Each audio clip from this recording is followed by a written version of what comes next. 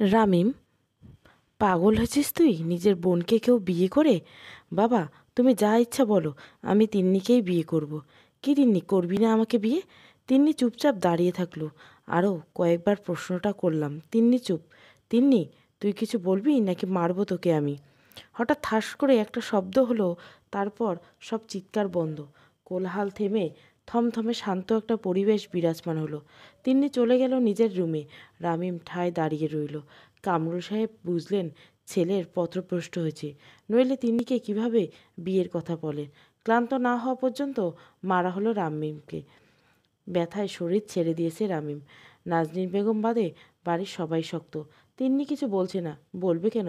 হোক পালিত বোন, তবে বোন তো। বোনকে কিভাবে বিয়ের কথা বলে?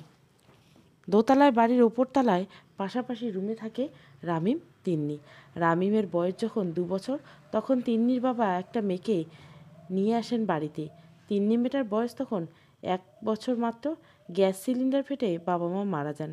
তিন্নির বাবা মা পালিয়ে বিয়ে করার কারণে কোনো পরিবার এই মেয়েটাকে বোঝা বানাতে চাননি। নাজনীন বেগম মেয়ের খুব শখ ছিল, আর কামরুল সাহেবের বন্ধু পরিবারের এত বড় একটা দুর্ঘটনার পর তিন্নি মেয়েটার ভবিষ্যতের কথা ভেবে নিজের বাড়িতে নিয়ে আসেন। নিজের মেয়ের মতো করে মানুষ করেছেন তিন্নিকে। আজ 23 বছর ধরে মেয়েটাকে আগলে রেখেছেন তিনি। মেয়েটা দেখতে খুব সুন্দর হয়েছে। বিয়ের প্রস্তাব আসছে রোজ। এর মধ্যে একটা লোক বেশ পছন্দ হয়েছে তার। ছেলে ব্যাংকে চাকরি করে, ভালো বেতন, দেখতে শুনতে ভালো। এতদিন আগলে বড় করে একটা ভালো ছেলের কাছে তুলে দিতে পারলে তার শান্তি। এর মধ্যে রামিম এই কাহিনী করলো। লোকে জানলে কি বলবে? কেউ কি বিয়ে করবে মেয়েটাকে? ছেলেটাকে মেরে নিজেও ঠিক নেই। আড়ালে কেঁদেছে কয়েকবার। রামিম চুপচাপ উপরের দিকে তাকিয়ে আছে। পাশের রুমটাতে তিন্নি রুম। সে কি বুঝতে পারছে না আমার প্রচুর কষ্ট হচ্ছে? ডাক্তার এসে ওষুধ দিয়ে গেছে। আপাতত পরিবেশ স্তব্ধ। নিঃশব্দে কেঁদে চলছে নাজনীন বেগম আর কাজের মহিলাটা। এবারে শব্দ করে কান্না করা নিষেধ। কান্নাকাটির শব্দ শুনতে ভালো লাগে না। কাজের মহিলার নাম রহিমা বেগম। আমরা তাকে রহিমা কাকি বলে সম্বোধন করি। রহিমা কাকি আজ 20 বছর যাবৎ এ বাড়িতে কাজ করছেন। কাজের কি লোক কেউ ভাবেন না। পরিবারে একজন সদস্য হয়ে গেছে তিনি। পুরো পরিবার সহ এ বাড়িতে থাকেন তারা। তার স্বামী ড্রাইভার, তাদের প্রেমের বিয়ে। রামিমকে দুজনে নিজেদের ছেলে ভাবে না, তিন্নিকে মেয়ে। রামিমও সময় পেলে কাকির হাতে ভাত মাখা খেয়ে আসে। নিজের হাতে খেতে ইচ্ছা করে না তার। হয়তো মা নয়তো কাকি, দুজনে কেউ খাইয়ে দিবেই। মাঝে মাঝে তিন্নিও কাছে বায়না ধরে, আজ তুই খাইয়ে দিবি, নয়তো খাবো না। প্রতিদিন তো কাকির হাতে খাস, আজ আবার আমি কেন? উত্তর দেয় তিন্নি। রামিম জবাব না দিয়ে খাবার টেবিল থেকে উঠে দাঁড়ায়। তিন্নি পিছে পিছে দেয়, আয় খাইয়ে দেই। দুজনের এমন মিষ্টি ভালোবাসায় পরিবারে কেউ রাগ করে না, বরং খুশি হয়। একটা সময় কামরুল সাহেব ভাবতো মেয়েটাকে কি ছেলের বউ করে রেখে দিবে। সময় বদলায়, মনের ভিতর সংখ্যা হয়, লোকে কি বলবে। মেয়ের মতো মানুষ করেছি যে। নাজনীন বেগম রামিমের পাশে বসে বাতাস করছে আর কাঁদছে। এই কান্নায় প্রাণ নেই, নিষ্প্রাণ। রামিম ইচ্ছে নয় তিন্নিকে কি করছে সেটা জানতে। তিন্নি একবারও আসেনি তাকে দেখতে। ডাক্তার ওষুধ দিয়ে গেছে, খাওয়ার পর খেতে বলছে। আজ মা আর কাকির হাতে খেতে ইচ্ছা করছে না, তিন্নির হাতে খাবে সে। পাশের রুম থেকে তিন্নি কথাটা শুনল। খাবার আনলো তিন্নি। রুমে ঢুকে রামিম স্বস্তির নিঃশ্বাস নিল। তবে তিন্নি আজ অন্যরকম লাগছে। চোখ মুখ ফুলে গেছে কিছুটা। হয়তো ভালোবাসি বলেনি কেউ, তবে কি ভালোবাসা থাকতে পারে না দুজনের মাঝে? রামিম কখনো বলেনি, বলেনি তিন্নিও। তবে মনে চেপে রেখেছে অফুরন্ত ভালোবাসা। দুজনে জানে সত্যি যে তিন্নি তার আপন বোন না।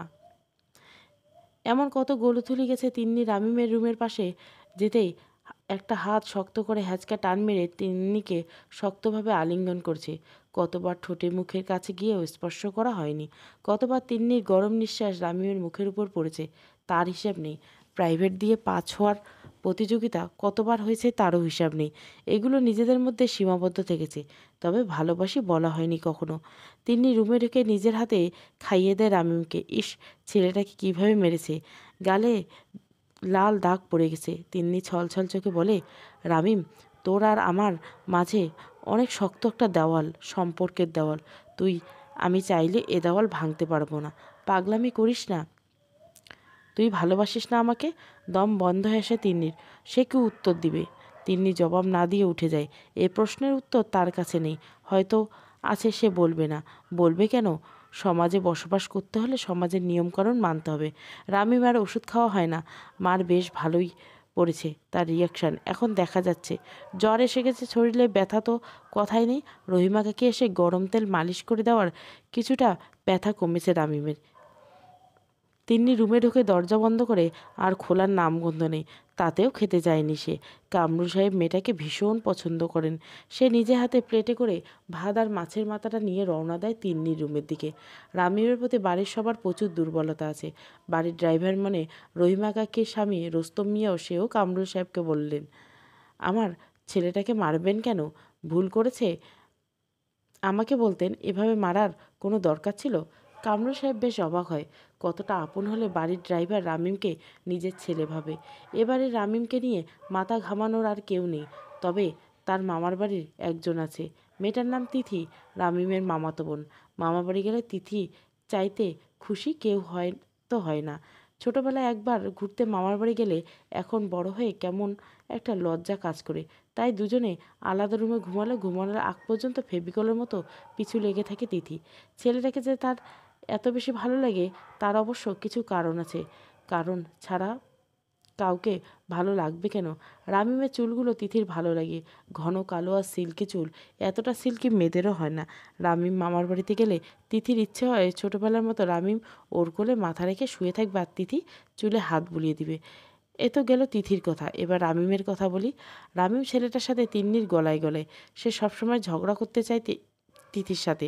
দুজনে দুজনের প্রতি দুরকম ইচ্ছে প্রকাশ করে। তিথি যেখানে রামিমকে কোলে মাথা রাখিয়ে চুলে হাত বুলাতে চায়, রামিম সেখানে তিথির চুল টেনে ছিঁড়ে ফেলতে চায়।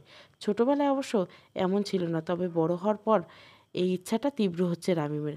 দরজায় টোকা দেন কামরুল সাহেব। সারা শব্দ না পেয়ে ডাক দেন, তিথিমা, দরজাটা খোল। দরজা খুলে যায়। কামরুল সাহেব রুমে ঢুকতে তিথি বিছানায় গিয়ে বসে। দেখেই বোঝা যাচ্ছে সে কেঁদেছে এতক্ষণ। কেমন একটা গ্লানি দেখা যাচ্ছে তিন্নির চোখে মুখে। শুনলাম খাওয়া দাওয়া নাকি করিস নি? হ্যাঁ বাবা, ভালো লাগছে না। মন খারাপ? না তো, মন খারাপ কেন থাকবে? আয়, আমি তোকে খাইয়ে দেই। কামরুল সাহেব ভাত মেখে খাইয়ে দেয় তিন্নিকে। এ বাড়িতে কামরুল সাহেব যা বলেন তাই হয়। তবুও তিন্নি মাঝে মাঝে লুকিয়ে লুকিয়ে খাইয়ে দিয়ে যায় কামরুল সাহেব। অন্যরকম ভালোবাসা কাজ করে তার মধ্যে। দরজা খোলা দেখে হঠাৎ রাহিমা কাকি এসে দেখে বাবা মেয়ের এই দৃশ্য। বেশ কঠিন গলায় বলে, ভাব দেখে আর বাঁচি না। ছেলেটাকে আত্মরা বানিয়ে রেখে মেয়েকে খাইয়ে দেওয়া হচ্ছে। কামরুল সাহেব আমলে নেন না। বললেই তো বলবেন কেন? এক্কেবারে তো ছেলেটাকে দেখতে জানি। ছেলেটার প্রতি কি একটুও ভালোবাসা নেই তার? রাত 2টো, গা ঘামিয়ে জ্বর ছেড়েছে রামিমের, হয়তো আবার আসবে। শরীরে কয়েকবার বেশ ফুলে গেছে। ওটা যেন একটা ব্যথার বাক্স। অল্প ছোঁয়া লাগলে সারা শরীর ব্যথার সাপ্লাই দিয়ে যাচ্ছে। পাশের রুমে লাইট জ্বলছে এখনও। রামিম ভাবে, তিন্নি কি ঘুমায়নি? এত রাতে জেগে আছে কেন? অন্য সময় রামিমের রুমে যেত, অথবা দরজায় লাথি দিয়ে ওর ঘুম ভাঙিয়ে বলতো, লাইট অফ করে ঘুমাও। আমার রুমে আলো আসলে আমি ঘুমাতে পারি না। তিন্নির আবার বদভ্যাস, রামিমকে জ্বালানোর জন্য রাতে লাইট অন করে ঘুমায়। রামিম আবার ভাবে, না, ও তো জেগে নেই, লাইট অন করে ঘুমায় সবসময়। শুয়ে থাকতে ইচ্ছা করছে না আর রামিমের। উঠে দাঁড়াতে খেয়াল করে শরীরে প্রচুর ব্যথা। অন্যভাবে শুয়ে থাকার দারুণ এতক্ষণ বোঝা যায়নি, তবে এখন উঠতে পুরো ব্যথাটা অনুভব করছে রামিম। হঠাৎ রামিমের মনে পড়ে গেল জিরু বাবার কথা। রামিম ওখান থেকে মাত্র 10 মিনিটের রাস্তা। মারদার শরীফে একটা পাগলা বাবা থাকে, নাম জিরু বাবা। হাতে পায়ে গলায় প্রায় 36 কেজি ওজনের শিকল বাঁধা। ওই অবস্থায় খায়, ঘুমায়, গোসল করে না, তবুও সবসময় আতরের গন্ধ লেগেই থাকে গায়ে। জিরু বাবার সাথে রামিমের ভালো সম্পর্ক। মাজারে গেলেই জিরু বাবা ডাকে, কিরে বেটা, এসেছিস? আয়, একটা ডিম খা, কলা পাউরুটি খা। প্রথম প্রথম ঘেন্না লাগলেও পরে একসময় রামি বুঝলো লোকটার আশ্চর্য কিছু ক্ষমতা আছে। লোকটার শরীর দিয়ে কখনো দুর্গন্ধ বের হয় না। 36 কেজি শিকল পরে আরামসে ঘুরে বেড়ায়। আর সবচেয়ে মজার ব্যাপার হলো, লোকটার কাছে গেলে মন ভালো হয়ে যায়।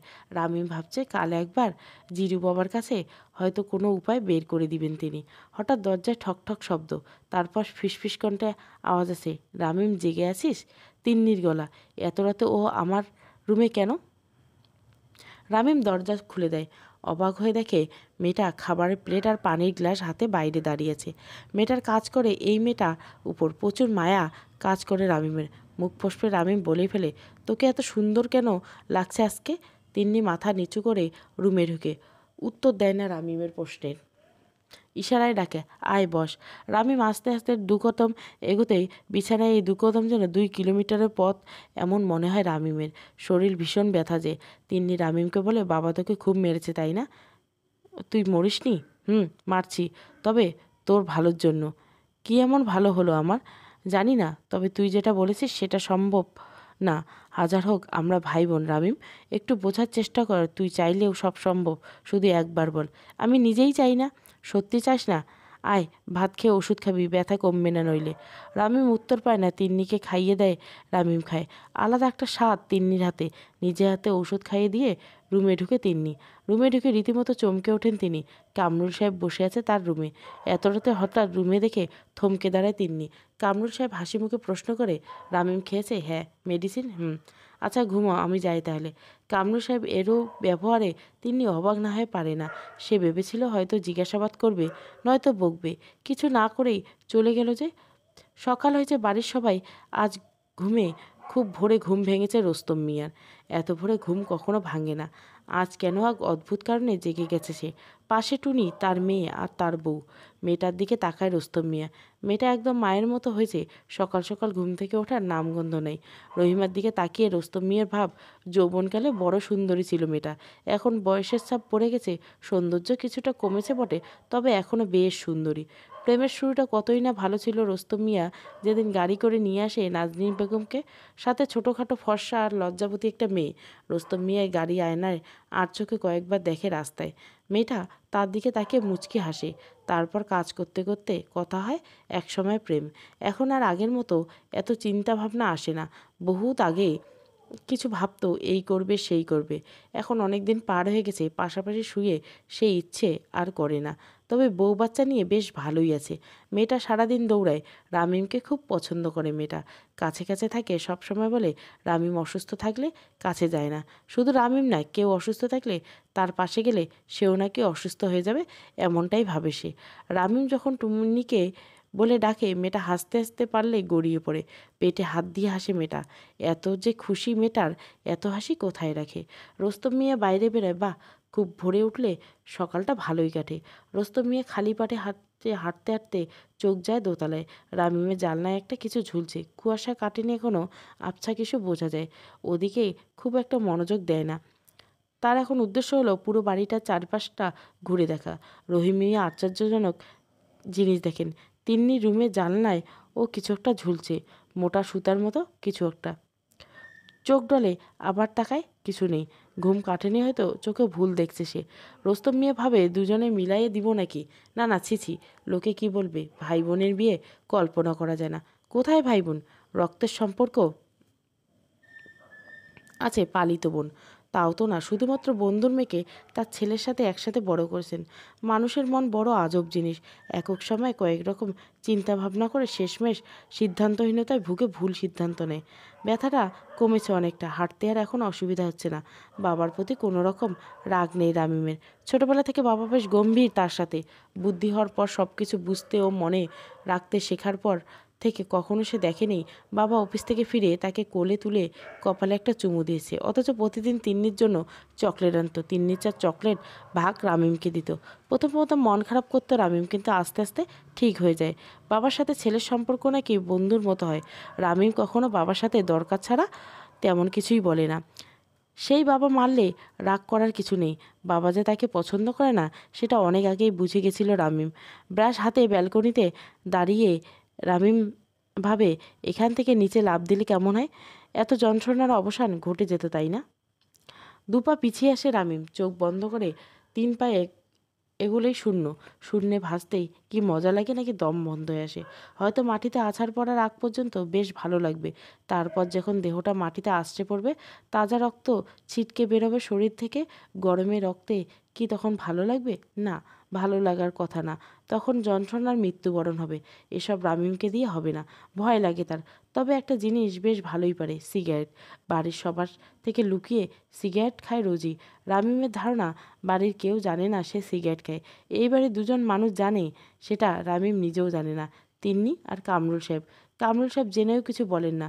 মাঝে মাঝে ভাবেন ছেলেকে কখনো আদর, স্নেহ, ভালোবাসা কোনোটাই দিতে পারেনি। তবে আজ শাসন কেন করব, অধিকার নেই তার, এই ভেবে কিছু বলে না। দুদিন বাইরে যাওয়া হয়নি, সে ব্যথায় বাইরে কিভাবে যাবে। এখন ব্যথা কম, আজ যেতে হবে। জিরু বাবার সাথে দেখা না করে ভালো লাগছে না। খাবার টেবিলে কথা বলে না রামিম, চুপচাপ খায়। পাশে কামরুল সাহেব ছেলেটার দিকে তাকাবেন তাকাবেন করে বারবার দেখছে রামিমকে। তার মনের ভিতর কী চলছে কে জানে। তিন্নি চুপচাপ। ওই ঘটনার পর থেকে নাজনীন বেগমও দরকার বাদে কোনো কথা বলে না কামরুল সাহেবের সাথে। বাড়ির সবাই চুপচাপ, শুধু টুনি বাদে। ও দিব্যি চিল্লায়, এটা করে ওটা করে। ওর এখন ভীষণ আনন্দ। বাড়ির কেউ কিছু বলে না, কেউ শাসন করে না, যা ইচ্ছে করে বেড়াচ্ছে, ভালো থাকার কথা। খাওয়ার শেষে রামিম ডাকে, ওই টুনি বুড়ি, আমার রুমে আয় তো। না, যাব না, তোমার সাথে গেলে আমি অসুস্থ হয়ে যাব। আমি সুস্থ হয়ে গেছি, এই দেখ আমি হাঁটতে কথা বলছি, সত্যি তো? আচ্ছা চলো। রামিমের পিছে পিছে টুনি রুমে যায়। বলো কি বলবে, আগে পাপ্পি দে একটা। টুনি মেয়েটা খিলখিল করে হেসে ওঠে। ছোট্ট বাচ্চাদের সব অবস্থানে ভালো লাগে, আল্লাহ বানিয়েছে এমন করে। হাসি থামিয়ে টুনি বলে, চাচু তুমি বড় ফাজিল হয়েছ। তিন্নি আন্টি থেকেও পাপ্পি চাও, আবার আমার থেকেও চাও। তিন্নি থেকে চাই সেটা তুই কিভাবে জানলি? টুনি বিজ্ঞের মতো গভীর ভাব নিয়ে বলে, আমি এবারে সব খবর রাখি। তাহলে আমার একটা কাজ করে দে। কী কাজ? দেখ তো পাশের রুমে তিন্নি আছে কি না। আমি ও রুমে যাব না। আচ্ছা দেখতেছি। টুনি ইনোসেন্ট একটা ভাব নিয়ে হাসি মুখে তিন্নির রুমে যায়। তিন্নি রুমে নাই ফিরে এসে বলে, রামিম বিছানার নিচে থেকে চকলেট বের করে মেয়েটার হাতে দেয়। টুনি খুশি হয়ে একটা পাপ্পি দিয়ে দেয় রামিমকে। টুনি চলে যায়। রামিম আবার বিছানার নিচে হাত দেয়। এক কোণে একটা সিগারেট, দুটো প্যাকেট আছে। জানলা বন্ধ করে সিগারেট ধরে রামিম। 11টা বেজে গেছে। রামিম বাসা থেকে বেরিয়ে পাশের রাস্তার টঙের দোকানে বসেছে। ছোট মামা টেলিফোন করে জানিয়েছে সে আসবে, কিন্তু বাসায় যাবে না, তাই এখানে বসা রামিমের। তবে রামিম ভেবে রেখেছে আজ মামাকে নিয়ে জিরু বাবার কাছে যাবে। বয়স কত হলো, এখনও বিয়ে করেনি কেন? এর একটা বিহিত করতেই হবে। পকেটে ফোনটা আবার বেজে ওঠে রামিম। মামা কোথায় তুমি? আজ কখন এসে বসে আছি। তুই একটু বাসায় আয়, আমি কাজে ব্যস্ত। আচ্ছা আসছি। বিরক্ত মুখে ফোন কেটে দেয় রামিম। এখন আবার 11 মিনিট হাঁটো। তবে দেখা করাটা মনে হয় জরুরি, তাই মামা ডেকেছে, যেতেই হবে। যেতে যেতে ছোট মামার বিবরণ নেই। নাম রন্টু মিয়া, দেখতে পুরোই সলমান খান, বডিটা বানিয়েছে জটিল। রামিম মাঝে মাঝে হিংসা হয় মামাকে দেখে। শুধু নামটা যদি রন্টু মিয়া না হয়ে রন্টি ইয়ে ইয়ে হতো, তাহলে পুরো আমেরিকান মনে হতো মামাকে। এই একটা নাম নিয়ে তার আক্ষেপ। আকিকে করে নাম পরিবর্তন পরেও সবাই তাকে রন্টু মিয়াই বলে ডাকে। রামিম ডাকে রন্টি ইউ। এই জন্য বেশ পছন্দ করে রামিমকে। রন্টু ডাকে সমস্যা নেই, তবে মিয়া কেন ডাকবে? এই মিয়া নিয়ে তার যত ঝামেলা। তিনি ভাবেন সব যদি রামিমের মতো রন্টি ইউ ডাকতো তবে কেমন হতো। রামিম মামার বাড়ি পৌঁছায়। সবার আগে তিথি বেরোয়। রামিমের দিকে তাকিয়ে আবার চোখ ভিজে ওঠে তার। ছলছল চোখে তাকায়। চোখ ভিজে আসার আগে চোখ নামিয়ে নেয় তিথি। হাত ধরে টেনে ছাদে নিয়ে যায় রামিমকে। ছাদে উঠে জড়িয়ে ধরে কাঁদতে থাকে তিথি। এটা রামিমের কাছে নতুন কিছু না। রামিমের সাথে কিছু খারাপ হলে সে এভাবেই কাঁদে। রামিম প্রতিবারের মতো এবারও ছাদের দরজা আটকে দেয়, যাতে কেউ এই অবস্থায় দেখে না ফেলে। এখন বড় হয়েছে, লোকে নানান জিজ্ঞাসা করে, কী হয়েছে, কান্না করছিস কেন? তোকে মেরেছে খুব, তাই না? হ্যাঁ মেরেছে। কে কে মেরেছে? বাবা আর তিন্নি। তিন্নি কেন মারবে? জানি না। ওর জন্যই তো বলেছিলি, ও নিজেও মারলো। বাদ দে তো। আচ্ছা দিলাম, বাদ দে। তবে তুই এখন আমাদের বাড়িতে আসিস না কেন? তুই আসলে আমার ভালো লাগে। আচ্ছা আসবো। তোর জন্য বিরিয়ানি রান্না করেছি, আনবো? না, আগে ছোটো মামার সাথে দেখা করি তারপর। আচ্ছা রুমে আসিস। আচ্ছা ছাড়, এবার আমাকে লোকে দেখে ফেললে বাজে কথা বলবে। বলুক গে, আমার কি, আমার কিছু যায় আসে না। আমার আসে। রামিম নিজেকে ছাড়িয়ে নিয়ে ছোটো মামার রুমের দিকে পা বাড়ায়। রুমে নক করতে দরজা খুলে দেয় মামা। বয়সের পার্থক্য খুব একটা না, 5 বছর মাত্র। রন্টি মামাকে তাই বন্ধুর মতো ভাবে রামিম। রামিম রুমে ঢুকে রন্টু মামা সিগারেট দেয় রামিমের হাতে। রামিম সিগারেট ধরিয়ে বলে, মামা কাহিনী কি বলো তো? আজ হঠাৎ সিগারেট খাচ্ছ? ভাগ্নে, বড় বিপদে আছি, তোর সাহায্য দরকার। কি সাহায্য মামা? ভাগ্নে, আমি বিয়ে করছি, কিন্তু বাসায় কিভাবে জানাবো বুঝতেছি না। রামিম সিগারেট ফেলে মামার মুখের দিকে তাকায়। এখন নেশা সিগারেটে না, মামার চোখের দিকে তাকালেই নেশা লেগে যাবে রামিমের। রন্টি ইয়ে ইয়ে, তুমি কি বিয়ে করছো? আসতে বল শালা। সরি ভাগ্নে। বাল পেছনে কি আছে কি বলছি তার ঠিক নেই। বুঝেছি, চলো তোমার ব্যবস্থা করতে হবে। কোথায় যাবি? জিরু বাবার কাছে, তিনি একটা হেস্তনেস্ত করে দিবে। রন্টু মিয়া রামিমের পিছু পিছু হাঁটে। জিরু বাবাকে ভয় লাগে, তারপরও যাচ্ছে। সমস্যা থাকলে কত কিছুই না করতে হয়। রামিম আর বিরিয়ানি খাওয়া হয় না, তবে তিথি এসে খাইয়ে দিয়ে যাবে সেটা অজানা না রামিমের। তিথি এত কষ্ট করে রান্না করেছে আর রামিমকে খাওয়াবে না, এটা হতে পারে না। জিরু বাবা রামিমকে দেখে খুশি হয়, কাছে ডাকে, বাবা আয়, অনেক দিন আসিস না তোরে, খুব দেখতে ইচ্ছে করছিল কয়েকদিন ধরে। বাবা ক্ষুধা লাগছে, কলা পাউরুটি খাবি? খিচুড়ি আর গরুর মাংসের। তুমি খাওনি? খাইছি, তুই আসবি আজ তাই রাখছিলাম। আমি আসবো তুমি কিভাবে জানো? বাবা তুই যে বিপদে আসিস সেটাও আমি জানি। রামিম বিস্ময় নিয়ে তাকায় জিরু বাবার দিকে। লোকটা আসলে অনেক কিছু বোঝে। পিছে চোখ জোড়া চকচক করে রন্টু মিয়ার। সেভাবে সমস্যার সমাধান তিনিই করতে পারবেন। তিন্নিকে দেখতে এসেছে ছেলেপক্ষের লোকজন। তিন্নিকে সাজিয়ে গুছিয়ে তাদের সামনে বসানো হয়েছে, অথচ মেয়েটাকে এমনিতেও সুন্দর লাগে। খোলা চুল, কোনো মেকআপ ছাড়াই তৈলক্ত মুখে মেয়েটাকে সুন্দর লাগে। এত কাছে থেকে রামিম দেখছে, কখনো খারাপ লাগে তার অজানা নয়। তবে রামিম সবসময় ভালো লাগে তিন্নিকে। রামিম বাসায় ফিরে বিকেলে। সারাদিন রন্টি মামা তাকে নিয়ে ঘুরেছে। রন্টি মামা ভীষণ খুশি। জিরু বাবা উপায় বলে দিয়েছে। রামিম নিজের কথা বলে না জিরু বাবাকে, বলে কি লাভ? সে তো জানে সম্ভাবনা এই দেওয়াল ভাঙা। বাসায় লোকজন দেখে রামিম বুঝে ফেলে তিন্নিকে দেখতে এসেছে। চুপচাপ রুমে গিয়ে দরজা আটকে দেয় রামিম। তিথি এসেছে, দরজা ধাক্কাচ্ছে রুমিম। রামিম দরজা খুলে দেয়। তিথি অভিমানী করতে বলে, তোর জন্য বিরিয়ানি রান্না করলাম আর তুই না খেয়ে চলে আসলি? আসবি তো? আমি তোর কে? আরে রন্টু মামাকে নিয়ে গেছিলি ঘুরতে, আমি কি করতাম? তোর কিছুই করতে হবে না, চুপচাপ বস এখানে। তিথি টিফিন বক্স করে বিরিয়ানি বের করে প্লেটে রাখে। রামিম মুগ্ধ চোখে দেখে মেয়েটাকে। শীত চলে যাবার সময় হয়েছে, রোদের খুব তেজ, এখনই ঘাম বেরোচ্ছে। তিথি ঘেমে গেছে কিছুটা। রামিম জানলা খুলে দেয়, সুরসুর করে বাতাস ঢুকে রুমে। ঠান্ডা বাতাসে ঘাম উবে যায় তিথির। আয় তোকে খাইয়ে দেই। আমি নিজের হাতে খাই। না আমি খাইয়ে দিব। আচ্ছা দরজা আটকে দিয়ে আয়। না খোলা থাকুক। তিথির হাতের আঙ্গুল অল্প কিছু বিরিয়ানি তুলে রামিমকে খাইয়ে দেয়। রামিমের ঠোঁটের স্পর্শে পুরো শরীর শিরশির করে ওঠে তিথির। ইচ্ছে হয় একটা কিস দিতে। রামিম তৃপ্তি নিয়ে খায়। মেয়েটা বিরিয়ানি বেশ ভালো রান্না করে। অল্প অল্প করে খেতে থাকে রামিম।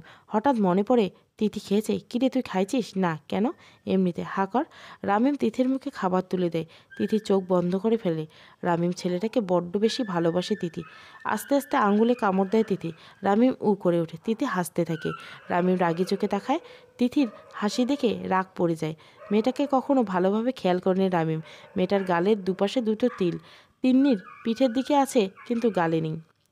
ডান গালে তিল থাকলে সে নাকি সুখী থাকে সবসময়, আর বা গালে তিল থাকলে দুঃখ।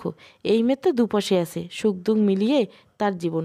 সন্ধ্যার পর তিন্নি রুমে আসে। রামিম তাকায় না তিন্নির দিকে, বাইরের দিকে তাকিয়ে বলে, বস। তিন্নি বসে না, দরজা আটকে দিয়ে রামিমের কাছে আসে। এদিকে তাকা। বাহ সুন্দর লাগছে তোকে, পছন্দ করছে নিশ্চয়। আমি মানা করে দিচ্ছি তোদের, কেন? রামিম উত্তেজিত কণ্ঠে প্রশ্ন করে। ছেলেটার বয়স বেশি, আমি বাবাকে বলে দিয়েছি এই বিয়ে হবে না, বাবা মানা করে দিয়েছে তাদের। রামির স্বস্তির নিঃশ্বাস পেলে, তবে সে ভেবেছিল তার জন্য হয়তো মানা করতেছে। যাই হোক, আপাতত বিয়ে হওয়ার চান্স নেই, এতে রামিম খুশি। তিন্নির দিকে তাকিয়ে চোখ ফেরাতে পারে না রামিম। শাড়ি, চুড়ি, গোছানো চুল, মেকআপ আর ছোট্ট একটা টিপ অন্যরকম লাগছে আজ। সাজানো গোছানো একটা মেয়ে আর তিন্নির পার্থক্য অনেক। একটা মেয়ে বউ হওয়ার যোগ্য, আর তিন্নি মেয়েটা সারা জীবন পাশে থাকার। এই সাজগোজ বড় অচেনা তিন্নি। মেকআপের আড়ালে ঢেকে গেছে তিন্নি। সামনে দাঁড়িয়ে আছে চেনা অচেনা একটা মেয়ে। রামিম তিন্নির হাত ধরে তিন্নি ঝটকা মেরে ছাড়িয়ে নেয়। রামিম এভাবে হাত ধরবি না, ভুলে যাস না আমি কে। রামিম পিছিয়ে আসে। তিন্নি মেয়েটা আলোর মতো, ধরার চেষ্টা করা বোকামি ছাড়াই কিছুই নেই। কামরুল সাহেব চিন্তিত হয়ে পড়েন। রামিম তিন্নির বিষয়টা খুব ভাবাচ্ছে তাকে।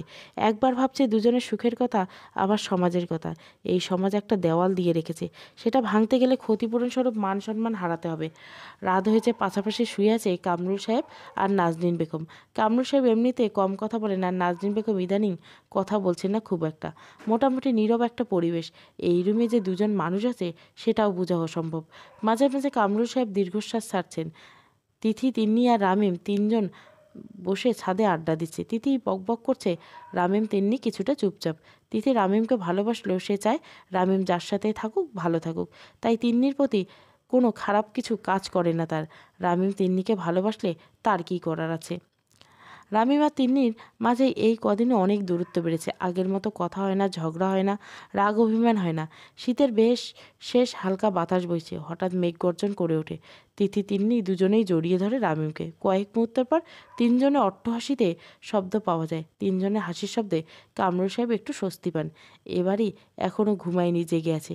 কয়েকটা মানুষ জেগে আছে, তবে ভিতরটা মরে গেছে।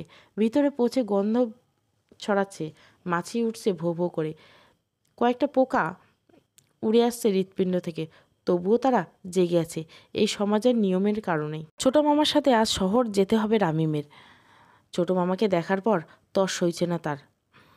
রন্টি মামা যে সত্যি সত্যি বিয়ে করেছে সেটা মোটামুটি নিশ্চিত হলে কিছুটা দ্বিধা কাজ করছে রামিমের। যেই মামা মেয়ে দেখলে পালাতো, সে বিয়ে করছে, তাও আবার প্রেমের বিয়ে। বিশ্বাস করা কিছুটা হলেও কষ্টকর। জিরু বাবার কথা অনুযায়ী আজ ছোটো মামিকে বাসায় নিয়ে আসবে। সকাল থেকে ফোন দিয়ে যাচ্ছে রন্টু মিয়া। রামিমের ফোনটা বেজেই চলছে, রিসিভ করার নামগন্ধ নেই। রন্টু মিয়া কিছুটা চিন্তায় পড়ে গেছে। রামিম গেছে তিথির সাথে কথা বলতে, কারণ ও বাড়িতে সবাই একজন খুব ভালোবাসে, সেটা হলো তিথি। বড় মামা ভীষণ রাগী। তার রাগের বহিঃপ্রকাশ একবার দেখেছিল রামিম। বড় মামি ছোটো মামা দুজনকেই মেরেছিল। রামিম তিথি তখন খুব ছোট্ট, বয়স 7 হবে। সামনে যে যাচ্ছে তাকে ধাক্কা মেরে সরিয়ে দিচ্ছে, নয়তো মারছে। এমন অবস্থায় তিথি সামনে গিয়ে দাঁড়ায়। রামিম সেদিন প্রচুর অবাক হয়েছিল। তিথিকে দেখে বড় মামা চলে গেল। রামিম ভাবে তিথি মেয়েটা চোখে অনেক মায়া। যতই রাগ থাকুক না কেন, ওর চোখের দিকে তাকালে সব রাগ পানি হয়ে যায়। সেদিনের পর থেকে রামিম তার বড় মামার আশেপাশে খুব একটা ভেড়ে না। শেষমেশ সিদ্ধান্ত হলো তিথিও যাবে সাথে। অগত্যা তিনজনে রওনা দিল শহরের উদ্দেশ্যে। রামিম যে গ্রামে থাকে তা না, তবে শহর থেকে একটু ভিতরে। সব ধরনের সুবিধা আছে, শুধু কোলাহল নেই, শহরের ব্যস্ততা নেই, ট্রাফিক পুলিশ নেই, না আছে গাড়ির হর্নের শব্দ। ঠান্ডা বাতাস বয়, কোকিলের ডাক শোনা যায়। সকালে পাখির কিচিরমিচির শব্দে ঘুম ভাঙে, শহরের মতো গাড়ির হর্নের শব্দে না। রন্টু মিয়াকে বেশ খুশি খুশি লাগছে। ট্যাক্সির পিছে একটি সিট, সামনে দুটো। ড্রাইভারের পাশে দুজন বসেছে, রামিম, তিথি আর রন্টু মিয়া পিছনে। তিথি জানলার পাশে, রামিমের মাঝখানে, ওপাশে রন্টি মামা। রামিম খেয়াল করলো তিথি বেশ হাসি খুশি আছে। একটু পরপর রামিমের দিকে চেপে বসছে আর মুচকে হাসছে। প্রেমের লক্ষণ বেশ ভালোই বুঝে রামিম, তাই এখন দূরে দূরে থাকে তিথির থেকে। ছোটো মামির নাম ঝর্ণা ইসলাম। বেশ পানি পানি ভাব আছে নামটাতেও, মজা করে বলে রামিম। মেয়েটা দেখতে ভালো, উচ্চতাও ভালো, তবে চুলগুলো ছোট ছোট। রামিম হাসি খুশি থাকার চেষ্টা করছে, কিন্তু পারতেছে না। সে ভাবতেছে তিন্নি যেদিন বিয়ে হবে ও তো চলে যাবে আমাদেরকে ছেড়ে। আমি কি আটকাতে পারবো না ওকে? মনটা ভারী হয়ে আসে রামিমের। এবার সামনে বসেছে ড্রাইভার মশাই, বেজায় খারাপ। ভুঁড়ি গিয়ে নিয়ে নড়তে পারে না, কিন্তু গাড়িতে বসিয়েছে 5 জন মানুষ। তার ভুঁড়ি প্রশস্ত, একটা সিট দখল করেছে। তারপর পাশে বসিয়েছে দুজন, সেদিকে খেয়াল নেই রামিমের। একবার তিন্নির কথা ভাবতে শুরু করলে আর বাইরের পৃথিবীর কথা মনে থাকে না তার। কথা অনুযায়ী জিরু বাবা এসেছে রামিমের মানাবাড়ি। বেশ হাঁকডাক ডেকেই চলেছে, বলছে তোদের সংসারে উন্নতি আসতে চলছে, ভালো কিছু হবে আজ। বড় মামা বড় মামি বাইরে এসে দেখবে এসবের। তার কিছুক্ষণ পর রন্টি মামা, রামিম, তিথি বাড়িতে প্রবেশ করে, এমনটাই প্ল্যান মতো সব কিছু হলেও বড় মামা কিছুতেই মানানো গেল না রন্টু মামার বিয়ের ব্যাপারটা। ঝর্ণা ইসলাম ওরফে ছোটো মামি আর রন্টি মামাকে নিয়ে নিজের বাড়িতে ফিরল রামিম। মা আর বোন, এই দুজন মানুষ সবসময় দুর্বল। রামিম দেখলো তার মা বেশ খুশি হয়ে রন্টু মামার বউকে দেখে। রুমে এসে ঘুরল রামিম। আপাতত কয়েকদিন এখানেই থাকবে রন্টু মামা। নিচতলার একটা রুম সবসময় ফাঁকা থাকে, সেখানেই তাদের ব্যবস্থা করে দিয়েছেন নাজনী বেগম। রামিম স্বপ্নে দেখে তিন্নিকে নিয়ে পালিয়ে বিয়ে করছে। ছোটোখাটো একটা সংসার, প্রচুর ভালোবাসি, ছোট্ট একটা ঘর, জানলার পাশে কয়েকটা রজনীগন্ধা ফুলের গাছ, টিনের চালে কয়েকটা ফুটো, সেখান দিয়ে সূর্যের আলো গোলাকার হয়ে রুমে ঢুকে ছড়িয়ে যায়। বর্ষাকালে টুপটাপ পানি পড়ে ছিদ্র দিয়ে। ছোট ছোট সীসার কলসি দেওয়া ফুটো নিচে টুপটাপ শব্দ হচ্ছে। রামিম তিন্নি ঘুমিয়ে আছে একে অপরকে জড়িয়ে। হঠাৎ কয়েক ফোঁটা পানি রামিমের মুখের উপর পড়ল। ঘুম ভেঙে গেল রামিম। বাস্তবে ঘুম ভেঙে গেছে। রামিম ভাবে পালিয়ে গেলে কেমন হয়। চলে গেলাম এই শহর থেকে বহু দূরে, শহর পেরিয়ে আর একটা শহর, তারপর আর একটা, এভাবে যেতে যেতে একটা নদীর ধারে ছোট্ট একটা গ্রামে পড়ব, সেখানে দুজন থাকবো। কয়েকদিন কেটে যায়। রন্টু মিয়াকে মেনে নিয়েছে বাড়ির লোকজন, মেনে না নিয়ে করবে? বয়স তো কম হয়নি, এখন বিয়ে না করলে কখন করবে? জিরু বাবাকে 500 টাকা দুটো নোট দেয় রন্টু।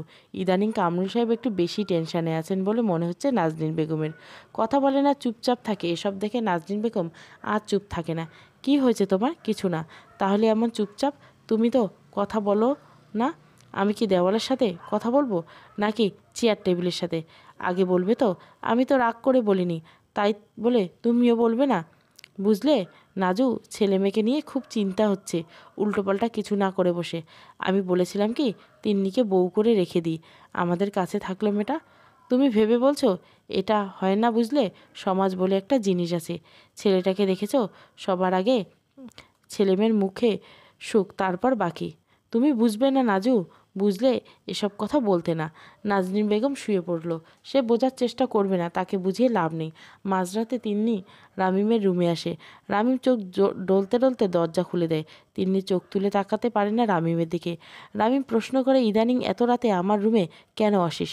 তিন্নি কিছু বলে না, চুপচাপ তাকিয়ে থাকে রামিমের দিকে। হা করে কি দেখছিস? কিছু না, তোর নাকি শরীর খারাপ, তাই দেখতে এলাম। আমার শরীর তো কবেই ভালো হয়ে গেছে। ও, তাহলে তো ঘুম দেখেছি, তুই ঘুমা। তিন্নি রুমে যাওয়ার পর পা বাড়াতে রামিম হাত ধরে ফেলে তিন্নি। তিন্নি, একবার বলো না ভালোবাসি আমি। এই সমাজের এই দেওয়াল সব নিয়ম ভেঙে ফেলবো। তিনি আজও জবাব দেয় না, হাত ছাড়িয়ে নেয়। রামিম আবার টান মেরে বুকে জড়িয়ে নেয় তিন্নিকে। দোতলায় এত রাতে কেউ আসে না, তাই ভয় পায় না রামিম। ঠোঁটের নিচে আঙুল রেখে তিন্নি এক কানের নিচ দিয়ে গলা ছুঁয়ে যায়। তিন্নির গরম নিঃশ্বাস অনেকদিন পর অনুভব করতে পারে রামিম। তিন্নি ছাড়িয়ে নিতে পারে না নিজেকে। ঠোঁটের খুব কাছাকাছি এসে রামিম থেমে যায়। কানের কাছে মুখ নিয়ে বলে, তুই আমাকে বিয়ে না করলে রামিম মরে যাবে তিন্নি, তুই দেখে নিস। তিন্নি ছলছল চোখে তাকায় রামিমের দিকে। অন্ধকারে কেউ কাউকে দেখতে পায় না, আবার চোখের পানিও না। এজন্যই রাত ভালো লাগে, কাঁদলেও কেউ দেখতে পায় না। বিষণ্ণতা অন্ধকারে চাপা পড়ে যায়। পাত্রপক্ষ আবার দেখতে এসেছে তিন্নিকে। কয়েকটা ছেলে ভালো ছিল, তবে তিন্নি বিয়ে করে অস্ট্রেলিয়ায় নিয়ে যাবে সেজন্য মানা করে দিয়েছে কামরুল সাহেব। মেয়েটাকে এক নজর দেখতে না পারলে কি লাভ হলো এতদিন আগলে বড় করে? এবারে ছেলেটা বেশ ভালো। তিথি এসে তিন্নিকে সাজিয়ে দিয়েছে। ছেলেটা দেখতে শুনতে বেশ ভালো, নাম কবির, বিএসসি ইঞ্জিনিয়ার, ভালো চাকরি করে, বেতনও ভালো, বয়সও কম। এবার আর কোনো সমস্যা নেই। ছেলেপক্ষ দেখে চলে যায়। কামরুল সাহেব কিছুটা খুশি। মিষ্টি হাতে রামিমের রুমে ঢোকে। রামিম শুয়ে বই পড়ছিল। কামরুল সাহেব বলল, রামিম, নে মিষ্টি খা। রামিম সরাসরি উত্তর দেয়, তোমাদের খুশির খবর তোমরা খাও, আমার মিষ্টি খাওয়ার কোনো কারণ নেই। রামিম, তিন্নির বিয়ে ঠিক হয়েছে, আশা করি কোনো ঝামেলা করবি না তুই। যদি করিস তবে আমার মরা মুখ দেখতে হবে তোকে। পারবি তো বাবার লাশ কাঁধে তুলতে? রামিম থমকে যায়। কামরুল সাহেব চলে যেতেই দরজা আটকে কাঁদতে থাকে রামিম। এছাড়া আর কি করা আছে? কামরুল সাহেব খুব কঠিন একটা চাল ছেলেছে। পাকা খেলোয়াড়, কখনো কাঁচা চাল চালে না। কামরুল সাহেব জানেন এবার আর রামিম কোনো সমস্যা করবে না। রামিম এবার আর কিছু করার নেই। ইট সিমেন্টের দেওয়াল, এবার পাথর দিয়ে আর একটা বাঁধন দেওয়া আছে। হাতুড়ি দিয়ে সেটা ভাঙানো সম্ভব না। তিন্নি রুমে এসে রামিমকে হুট করে জড়িয়ে ধরে কাঁদতে থাকে। রামিম আজ শক্ত করে জড়িয়ে ধরে না, ছাড়িয়ে নেয়। তিন্নি অবাক চোখে দেখে রামিমকে। ছেলে ভালো, তোকে অনেক ভালো রাখবে, বিয়েটা করে নে। তিন্নি ফুপিয়ে কাঁদে, কথা বলতে পারে না। রাত হয়, রুমে আলো নিভে যায়। পাশাপাশি রুমের দুটো দেওয়াল, মাঝখানে একটি দেওয়াল, লম্বা খাড়া একটা দেওয়াল, দুপাশে কাঁদছে দুজন। তবুও কেউ বলবে না ভালোবাসি। কান্নার পানি বরফ ঠান্ডা হলেও হয়তো ওপাশের জন বুঝতে পারত সে কাঁদছে। সকাল একটা অনিন্দ্য সুন্দর সকাল। গরমকাল, কুয়াশা নেই, ঠান্ডা নেই। মাথার ওপর বৈদ্যুতিক পাখা ঘুরছে, জানলার ফাঁক দিয়ে সূর্যের আলো প্রবেশ করছে। ঘুম ভেঙে যায় তিন্নির। মেয়েটা এ বাড়িতে সবচেয়ে বেশি অসহায়। রামিম তবুও তিন্নিকে বলতে পারে সে তাকে ভালোবাসে, কিন্তু তিন্নির হাত পা সাথে মুখটাও সে বলতে পারে না নিজের মনের অব্যক্ত কথাগুলো। কেটে যায় আরও কিছু সকাল। তিন্নির বিয়ের দিন ঘনিয়ে আসে। রামিম ছেলেটা অসহায়ের মতো শুধু তাকিয়ে থাকে তিন্নিকে। কান্না মিশ্রিত চোখে গলা ভারী একটা দীর্ঘশ্বাস ফেলে সিগারেটে টান দেওয়া ছাড়া আর কিছুই করার নেই। মানুষ মাঝে মাঝে কিছু পরিস্থিতিতে পড়ে, সেখানে দুইটা উপায় থাকে।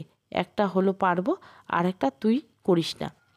তুই করিস না কথাটা অনেক বড় একটা শর্তের বিনিময় হয়, এমন একটা যেটাকে অমান্য করা যায় না। অমান্য করলে কয়েকটা মানুষের জীবন নষ্ট হয়ে যায়। এর থেকে নিজের কষ্ট মেনে নেওয়া উত্তম মনে করে মানবজাতি। তবে বিবেকহীনরা অন্য দলে, তারা একবার যা ভাবে তাই করে। ছাদে দাঁড়িয়ে আছে তিথি রামিম। তিথি একটা কথা বলছে রামিমকে, খুব ছোট্ট একটি কথা, তবে কথাটির প্রতিক্রিয়া থেকে যাবে সারা জীবন। কখনো হয়তো ক্ষত হয়ে জ্বলবে, আবার কখনো আগুনে হয়ে পোড়াবে, কখনো বরফের শীতল অনুভূতি দিবে। রামিম জানে না কোনটা হবে, তবে রামিমের উত্তর একটাই, তিন্নি ছাড়া আমার জীবনে কেউ আসবে না। তিথি আজ কান্না করে না, হাস্যোজ্জ্বল একটি মুখ নিয়ে মনে মনে ভাবে, রামিম সত্যি তিন্নিকে ভালোবাসিস, আমি তোর কেউ না। তিথি চলে যায়। কিছু গল্পের সমাপ্তি এভাবেই থেকে যায়, কিছু গল্প থেকে যায় জ্বালায়, পোড়ায়, কাদায়, ভাবায়, আবার হাসায়। কখনো কখনো এমন মনে হয় যে একটা কিডনি নেই, বাম পাশটা, কখনো বা মনে হয় আমার হৃৎপিণ্ডের ডান পাশে। এরকম হাজারো ভাবনার কল্পনা থেকে যায় কিছু গল্প। রামিম দুদিন হলো বাসায় ফিরে না, শিয়াবের বাড়িতে থাকে। শিয়াব রামিমের বন্ধু। বাড়ি না ফেরার কারণ নিশ্চয় অজানা নয় কারণ। রামিম এত কোলাহল ভালো লাগে না, এত মানুষের এত ভিড়। কেন এত মানুষ? তিন্নির গায়ে হলুদ আজ, কাল বিয়ে, এত তাড়াতাড়ি যে বিয়ের ডেট পড়বে সেটা কেউ ভাবেনি। তবে তিন্নি তাদের এতটাই পছন্দ যে এত তাড়াতাড়ি বিয়ের ব্যবস্থা। কামরুল সাহেব খোঁজ নিয়ে শিহাবদের বাড়িতে আসেন। রামিম চিৎপাটাং হয়ে শুয়ে সিগারেট টানছিল। কামরুল সাহেব রুমে প্রবেশ করেন। রামিম অবাক হয় না, সিগারেট ফেলে না, কেউ আসেনি এমন একটা ভাব নেয় রামিম। কামরুল সাহেব রাগান্বিত হয়ে দ্বিতীয়বারের মতো রামিমের গায়ে হাত তুলেন। চর খেয়ে চোখ থেকে চশমাটা খুলে মেঝেতে পড়ে। রামিম মুচকি হেসে কামরুল সাহেবের পিছু পিছে যায়। সে জানেও না কেন মারল, সিগারেট খাওয়া নাকি বাসায় না যাওয়া। অবশ্য বাসায় না থাকলে তার ভালোই, এমনটা ভাবে রামিম। রামিম পিছু পিছু হাঁটে আর ভাবে, আমি তোমার কথা রাখবো বাবা। বাহ, বাড়িটা তো বেশ ভালোই সাজিয়েছে। আজ রামিম তিন্নির বিয়ে হলে কতই না ভালো হতো। দুজনে আজ আসতো, একে অপরকে হলুদ লাগাতো, কখনো আলাদা হতে হতো না। আগের নিয়মে চলতো তাদের বৈবাহিক জীবন। কেউ কাউকে ওগো শুনছো বলে ডাকতো না, ডাকতো রামিম এদিকে আয়। রামিম হয়তো রাগ করে ঝগড়া করতো না। তিন্নি ভুল করলে চুল টেনে দৌড় দিত। দুটো বাচ্চা সবসময় বাচ্চাই থেকে যেত। কিন্তু আজ বুক কষ্ট চেপে হাসি মুখে দেখতে হচ্ছে তিন্নির বিয়ের কাজ। কারণ সমাজ কি বলবে। রামিম বাসায় আসার পর আর বাইরে বেরোনি। দোহাশায় কেসে ওঠে রামিম। দম বন্ধ হয়ে আসে তার, জানালা খুলে বিছানায় গা এলিয়ে দেয়। কয়েক মুহূর্ত পর ঘুম আসে। তিন্নি পাশে বসে আছে, কাঁদতে কাঁদতে মুখ ফুলিয়ে ফেলছে। গায়ের থেকে হলুদের গন্ধ আসছে। মাদকতা আবার কাজ করছে রামিমের। নাজনীন বেগম মূর্তির ন্যায় দাঁড়িয়ে আছেন। দরজার পাশে কামরুল সাহেব পানির মগ আর বালতি নিয়ে রহিমা কাকি বসে আছেন। টুনি এ ঘরে আসবে না, তার আবার মানুষের অসুস্থ অ্যালার্জি। বাকি শুধু রোস্তম মিয়া, সেও এসে যাবে কিছুক্ষণের মধ্যে, তাহলে পরিপূর্ণ। রামিম চোখ খুলে তিন্নিকে দেখে আবার চোখ বন্ধ করে ফেলে। তিন্নি মেয়েটা বলতে গিয়েও বলতে পারে না, বাবা আমি রামিমের সাথে থাকতে চাই, ওকে বিয়ে করতে চাই। রামিম কিন্তু ঠিকই বলেছিল, কেউ মানেনি। না তিন্নি, না কামরুল সাহেব। মানিয়ে নেওয়াটা ভালো, তবে রামিমের কী হবে? ছেলেটার কষ্টে সবচেয়ে বেশি কষ্ট পায় তিন্নি। একবার কি বলা যায় না, রামিম তোকে অনেক ভালোবাসি, তোর থেকে বেশি, নিজের থেকেও বেশি। আমাকে নিয়ে চলে যা অনেক দূরে, যেখানে কোনো সমাজ নেই, নেই কোনো মানুষ, যেখানে কেউ জানবে না তুই আমি দুজন ভাই বোন। রামিম ঘুমের ঘোরে বলে ওঠে, তিন্নি চল পালাই, আমি তোকে ছাড়া বাঁচব না। তুই আমার না হলে আমার জীবন বৃথা।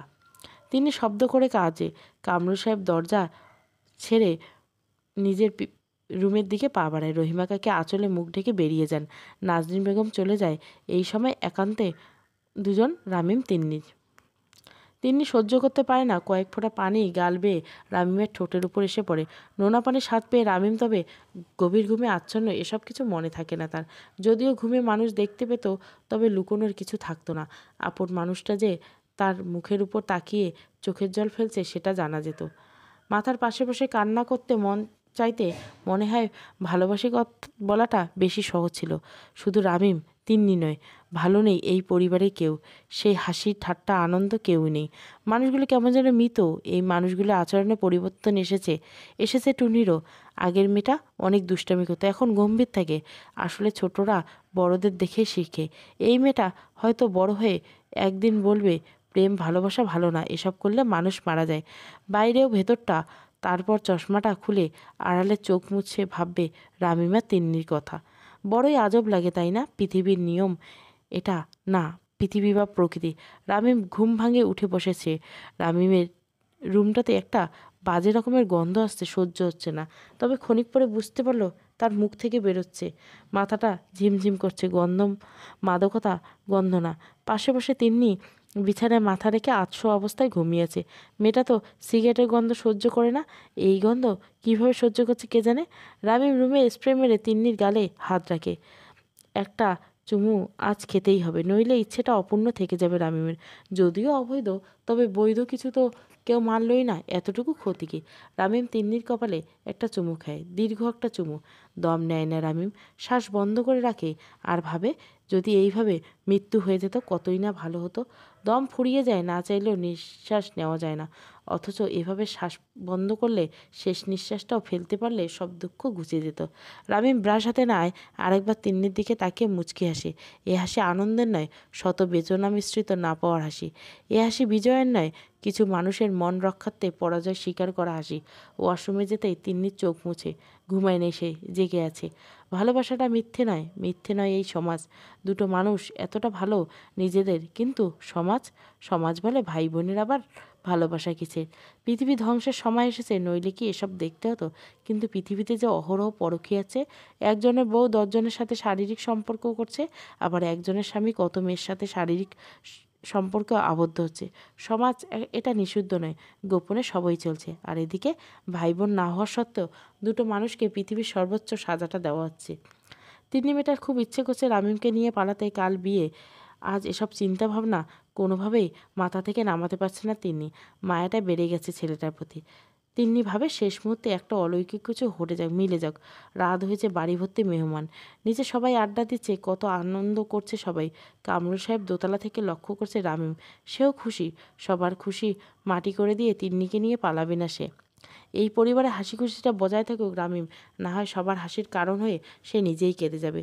তবে এ বাড়িতে কয়েকজন মানুষের মুখে হাসি নেই, রুস্তম মিয়া, নাজনীন বেগম আর রহিমা কাকি। তিনি তো ভীষণ ব্যস্ত, শাড়ি গহনা আর নানান জিনিস নিয়ে সে ব্যস্ত হয়ে গেছে। এত মানুষের মাঝে রামিম আজ একা। এটা একাকিত্ব। আশেপাশে পুরো পৃথিবী থাকতে যখন মনে হয় আমি একা, আসলে সেটাই একাকিত্ব। খালাতো ভাই বোনেরা এসেছে, রামিমকে জোর করে ছাদে নিয়ে গেল। মদ্যপান এই বাড়িতে নিষিদ্ধ। কোনো বড় অনুষ্ঠানের সময় বিলের থেকে আনানো হয় কয়েক বোতল মদ। এবারও এসেছে, তাই 2 বোতল নিয়ে ছাদের গেট লাগিয়ে দিল শোভন, অনিক, রাহাত। এই ছেলে তিনটা রামিমকে খুব একটা পছন্দ না, তবে আজ বড় আপন মনে হচ্ছে। ওরা তিনজনে এক বোতল খুলে, রামিম একটা খুলে। শোভন অবাক না হয়ে পারছে না। এক্কেবারে যখন এসেছিল তখন হাফ গ্লাস খাওয়ার আগেই পড়ে গিয়েছিল রামিম। আজ পুরো বোতল খুলে খেয়ে নিল। ওসব ভাবার সময় নেই। নেশার জিনিস সামনে রেখে এত কিছু ভাবতে হয় না। সব ভাবনা দূর করার জন্যই তো এসব। গুড়গুড় মেঘ ডাকে, হঠাৎ বৃষ্টি নামলে ভালোই হয়। রামিম ছেলেটার চোখের পানি কেউ দেখবে না। মাথা ভারী হয়ে এসে চারজনে। ছাদে চারপাশটা পা ছাড়িয়ে চারজন চারদিকে শুয়ে আছে। মনের অব্যক্ত কথাগুলি গড় করে বলে যাচ্ছে এক একজন। নেশার ঘোরে মানুষ সত্যি কথা বলে, তবে সকাল হলে এসব কিছু কারোই মনে থাকে না। সকাল হয়, রন্টি মামা বউসহ এসেছে। রামিম আরেকবার কামরুল সাহেবের দরজায় কড়া নাড়ে। হাসি মুখে দরজা খুলে দেয় কামরুল সাহেব। কিছু লাগবে বাবা? হ্যাঁ বলো। আমার তিন্নিকে চাই। পায়ে ধরে ফেলে রামিম। আজ না হয়, কোনো দিন নয়। বাবা, দুটো মানুষের জীবন নষ্ট করে দিও না। তিন্নি কখনো ভালো থাকবে না আমাকে ছাড়া। কামরুল সাহেব রাগান্বিত কণ্ঠে জবাব দেয়, তিন্নি কখনো বলেছে তোকে ও আমার পছন্দের ছেলেকে বিয়ে করবে আর সুখেই থাকবে? তিন্নি বলেনি। তবে পা ছাড়, এটা কখনোই সম্ভব না। তিন্নি এসে দাঁড়ায় কামরুল সাহেব পাশে। সেও জবাব দেয়, রামিম, এসব পাগলামি করে লাভ নেই। আমি তোকে ভাইয়ের মতো দেখেছি সবসময়। বিয়েটা ভাঙিস না। আমি হাত জোর করছি তোর কাছে। অবাক হওয়া ছাড়া আর কিছু করার থাকে না রামিমের। যার জন্য নিজের আত্মসম্মান, জেদ সব ভুলে এসে দাঁড়ালো, সে বলল ভাইয়ের মতো, আর কিছু বলার থাকতে পারে না। তিনি বেশিক্ষণ দাঁড়ায়নি, সেখান থেকে কথাটা বলে উঠে চলে গেছে। আজ কান্না করার উপায় নেই। বাড়ি ভর্তি মানুষ, কিছুক্ষণ পরে হয়তো ছেলেপক্ষের লোকও আসবে। হতে পারে কিছু মানুষের জীবন সমাপ্তি আজ। হঠাৎ করে বাড়িটা হইচই করে উঠল। সাউন্ড বক্সের সাউন্ড আরও বেড়ে গেল। সবাই দৌড়ে গেল গেটের সামনে। ছেলেপক্ষ লোক চলে এসেছে। কামরুল সাহেব এতটা অবুঝ নয়। তিনি যে রামিমকে চায় সেটা তার অজানা নয়। তবুও সে কিছু বলছে না। এখন আর সময় নেই, বিয়েটা হতেই হবে, নইলে মান সম্মান কিছুই থাকবে না। ওদিকে মানতে কষ্ট হলেও সত্যি তিন্নি কাঁদছে না। মেকআপ নষ্ট হওয়ার ভয়ে তার কান্না পাচ্ছে, তবুও ভীষণ কাঁদছে না। এত সুন্দর করে সেজেছে, সব নষ্ট হয়ে যাবে সে। আসলে মেয়ে মানুষকে বোঝা কঠিন। রামিম শেষবারের মতো তিন্নির রুমে আসে। চোখের দিকে তাকাতে তিন্নি নামিয়ে নেয়। তিন্নি, তিন্নি বল, চল পালাই, কেউ মেনে নিবে না আমাদের। আমি জানি তুই আমাকে ভালোবাসিস, কিন্তু কেন এমন করছিস? রামিম, আমি তোকে ভালোবাসি না। এই পরিবার শুধু আমি আব্বুকেই ভালোবাসি, তার কথা অমান্য করতে পারবো না আমি। তিন্নি, আমি কথাটা শেষ করতে দেয় না। তিন্নি রামিমকে বের হয়ে যেতে বলে। অসহায়ের মতো রামিম তাকায় তিন্নির দিকে। আজ সে ব্যর্থ। কারো কাছে মূল্য নেই রামিমের ভালোবাসার। না বুঝলো কামরুল সাহেব, না বুঝলো তিন্নি। তবে থেকে কি হবে? পৃথিবীতে তার আপন বলতে পরিবারের লোকজন, তা তারা সবাই আজ মুখ ফিরিয়ে নিয়েছে। কেউ কেউ বুঝছে না রামিমের অনেক কষ্ট। দরজার পাশে দাঁড়িয়ে কামরুল সাহেব তাদের কথোপকথন শুনে, তবুও সে তার সিদ্ধান্তে অটল। দুইটো মানুষ যে ভিতরে জ্বলে পুড়ে ছাই হয়ে যাচ্ছে, সেদিকে কোনো খেয়াল নেই। তার শুধু বাইরে ঝলমল করছে, সেটাই দেখছে। বিয়ের কাজ চলছে, আশেপাশে অনেক মানুষ, কিন্তু তিন্নির চোখ জোড়া একজনকে খুঁজে চলছে। কিন্তু রামিম তো নেই। সে তো এতটা শক্ত নয় যে নিজের চোখে দেখতে পারবে না তিন্নির বিয়ে। মেয়েটাকে বড্ড ভালোবাসে যে রামিম। রামিম কোথায় তা কেউ জানে না, স্বয়ং লেখকও জানে না। এ সময় কামরুল সাহেবের মনে কী চলছে কে জানে। তবে তিন্নির চোখ ঝাপসা হচ্ছে। সে বারবার তাকাচ্ছে এদিক ওদিক, কোথাও রামিম নেই। কাজী সাহেব এসে বিয়ে পড়াচ্ছেন, বারবার কবুল বলতে বলছে। সেদিকে তিন্নির কোনো ভ্রুক্ষেপ নেই। চোখের সামনে ভেসে ওঠে পুরনো চিঠিগুলো। মনে পড়ে যায় রামিমের কথাগুলো। উঠে দাঁড়ায় তিন্নি। বিয়ে করছে না সে। কামরুল সাহেবের সামনে গিয়ে বলে, বাবা, আমি বিয়েটা করতে পারলাম না, এর চাইতে মরে যাওয়া ভালো। কামরুল সাহেব কিছু বলে না, তবে সে নিজেও জানে না কেন জানি তার ঠোঁটের কোনো অস্পষ্ট একটা হাসি চলে আসে। তিন্নি দৌড়ে রামিমের রুমে। বাইরে থেকে দরজা নক করে তিন্নি।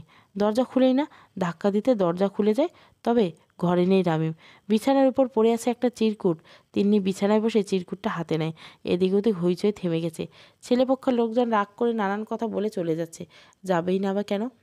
এত কিছুর পরে মেয়ে বলল বিয়ে করবে না। হঠাৎ তিন্নির বুকটা কেঁপে উঠল। হাত থেকে কাগজটা পড়ে যায়। দরজার পাশে এসে দাঁড়ায় কামরুল সাহেব। তিনি আপাতত কোনো কথা বলতে পারছেন না, তবে বুঝতে পারছেন সবাই তিনি খুশির কারণ। অনেক ভাবার পর তিনি বুঝতে পেরেছেন রামিম আর তিনি দুজন দুজনের পরিপূরক। এরা একে অপরকে ছাড়া কেউ ভালো থাকবে না। কি আসে যায়, সমাজ কি বলবে তাতে? বাঁচবে আর কয়দিন? ছেলেমেয়ের মুখে যদি হাসি নাই বা দেখতে পেল, তবে কিসের ভালো থাকা এই পৃথিবীতে? তিন্নি থ মেরে বসে আছে, কোনো কথা বলছে না। কামরুল সাহেব চিঠিটা হাতে নিয়ে পড়তে শুরু করেন। প্রিয় বাবা, আশা করি ভালো আছো। অবশ্য তোমার ভালো থাকার জন্য আমি চলে যাচ্ছি। আমি জানি এতক্ষণে তিন্নির বিয়েটা হয়ে গেছে। তুমি এবার খুশি তো? জন্মের পর থেকে আজ অবধি তোমার কোনো কথা ফেলিনি, তবে তুমি কখনো আমাকে আদর করনি। সারা জীবন আমাকে অবজ্ঞা করে গেছো। মনে আছে তোমার? তুমি তিন্নিকে কোলে করে নিয়ে স্কুলে যেতে, আমি পাশে তোমার শার্টের কোনায় চোখ মুছতাম। তোমার হাতের আঙ্গুল ধরেও আমি স্কুলে যাওয়ার আমার সৌভাগ্য আমার হয়নি। বাবা, মনে পড়ে কি আমি রোজ খাবার টেবিলে বসে তিন্নিকে খাইয়ে দিতে? জানো, আমার খুব ইচ্ছে হতো তোমার হাতে খাবো, কিন্তু সেটাও কোনোদিন হয়ে ওঠেনি। আমি অসহায়ের মতো শুধু চেয়ে দেখতাম। তখন এত কিছু বুঝতাম না, তবে এটুকু বুঝতাম তোমার আমাকে পছন্দ না। তুমি রোজ অফিস থেকে ফেরার জন্য তিন্নির জন্য চকলেট আনতে। কই, কোনোদিন তো আমাকে চকলেট দাওনি। কখনো তো অফিস থেকে ফিরে আমাকে কোলে তুলে একটা চুমুও খাওনি। সবসময় তিন্নিকে আদর করছো। আমি ওর আশেপাশে থাকতাম যাতে আমাকেও একটু আদর করো। কী দোষ ছিল আমার বাবা? কেন এমন করতে? তারপর একটু বড় হলাম, বুঝতে শিখলাম তোমার আমাকে পছন্দ নয়। আমি তোমার থেকে দূরে থাকতাম। কখনো কষ্ট হতো, কখনো মুখ ফুটে বলতে পারিনি। আজ বললাম, কারণ এটাই শেষ কথা। বাবা, এত কিছুর পরেও আমি তোমাকে ভালোবাসতাম, তাই তিন্নির ব্যাপারটাই বলেছিলাম তোমাকে। ভেবেছিলাম হয়তো এই ইচ্ছাটা পূরণ করবে। আর তিন্নি, তোর হয়তো বিয়ে হয়ে গেছে। যাই হোক, তোকে অনেকটা ভালোবাসতাম। মনে পড়ে একদিন স্কুল থেকে আসার সময় তোর পায়ে কাঁটা বিঁধেছিল। সেদিন সেদিন নিজের পা ব্লেড দিয়ে কেটেছি। তোর সাথে খুঁড়িয়ে হেঁটেছিলাম। তোর কাছে কাছে থাকতাম সবসময়, কারণ তোকে আমি ভালোবাসি। কখনো বলা হয়নি, তবে বাসতাম। তুই আর বাবা দুজনের কাছে গিয়েছি আমি, কেউ বুঝিসনি আমার কষ্টটা। তুইও স্বার্থপরের মতো একা করে ফেললি আমাকে। যাই হোক, ভালো থাকিস, সুস্থ থাকিস, আর পারলে পাগলটাকে ভুলে যাস। আমি কোথায় যাচ্ছি জানি না। এটাই হয়তো এই পৃথিবীতে আমার শেষ দিন। তবে এটুকু বলতে পারি, আমি মরে গেলে আমার লাশটা ওই কামরুল সাহেব দেখতে পাবে না। তার কাছে মান সম্মান সবার আগে। আম্মুকে দেখে রাখিস, আর টুনিকে পড়ালেখা করাবি, ওকে উকিল বানাবি। আমার শেষ আবদারটা রাখিস। জানিস এখন আর ভালোবাসি বলার অধিকার নেই, তবু বললাম ভালোবাসি। আপাতত পরিবেশ শান্ত। কামরুল সাহেব আজ কাঁদবেন, বেশ আয়োজন করে কাঁদবেন। তিন্নি মেয়েটা মানসিক ভারসাম্য হারিয়ে ফেলেছে। নাজনীন বেগম শব্দ করে কান্না করছে। এই বাড়িতে আর কোনোদিন সুখ আসবে না। বাড়িটা আজ মরে গেল। রামিম চলে গেছে 2 বছর হলো। তিন্নি এখনও দরজার পাশে বসে থাকে। রামিম ফিরে আসবে। সত্যি কি ফিরে আসবে? ছেলেটাকে হারিয়ে কামরুল সাহেব ভালো থাকতে পারেনি। মেয়েটারও এই অবস্থা দেখে তিনি আর নিতে পারেননি। তারও ইচ্ছে হয় মাঝে মধ্যে সবাইকে ছেড়ে চলে দেয়। এই পরিবার নিজ হাতে হত্যা করেছেন তিনি। তিন্নি রোজ কল্পনায় ভাবে রামিম আসবে, এসে দরজা খুলে নক করে সে খুলে দিতে তিন্নিকে জড়িয়ে ধরবে রামিম। রাত হলে লাইট জ্বালিয়ে ঘুমানোর অপরাধে কান মলে দিবে। খাবার টেবিলে বসে পায়ে ছোঁয়াছুঁয়ির প্রতিযোগিতা হবে। বিকেল হলে ছাদে বসে আড্ডা দেওয়ার মতো আর একটা মেয়ে হবে, তাদের নাম সুকর্ণ। মেয়েটাকে নিয়ে প্রথম রামিমের কাছে জিরু বাবার কাছে যাবে। তিন্নি কিছুটা রাগ করবে, যাতে আবার রাগ কমে যাবে মেয়েটার হাসিতে। রাত হলে মেয়েটাকে পাশে রেখে মেয়ের বাবাকে বুকে মাথা রেখে ঘুমাবে তিন্নি। এত শত কল্পনায় তার দিন কাটে। রামিম আসবে, অবশ্যই আসবে। সত্যি কি আসবে, নাকি দেওয়াল ভাঙতে না পেরে দেওয়ালের নিচে চাপা পড়ে গেছে রামিম? হয়তো রামিম আসবে, হয়তো না। এই গল্পের সমাপ্তি স্বয়ং লেখকও জানে না। কিছু গল্প চলতে থাকুক এভাবেই। আমি কে সমাপ্তি লেখার? দেওয়াল। ভালো লাগলে অবশ্যই লাইক, শেয়ার এবং সাবস্ক্রাইব করবেন। Thank you for watching.